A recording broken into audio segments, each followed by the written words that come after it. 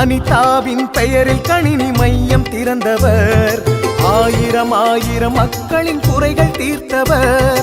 அனிதாவின் பெயரில் கணினி மையம் திறந்தவர், ஆயிரம் ஆயிரம் மக்களின் குறைகள் தீர்த்தவர். அவரை போல உழைக்க இன்னும் யாரும் பொறக்கல, அவர் செய்த நன்மைகளை மக்கள் மறக்கல. வாழ்த்திடுவோமே நாமும் வணங்கிடுவோமே, பிறந்த நாள் வாழ்த்துக்களை சொல்லிடுவோமே.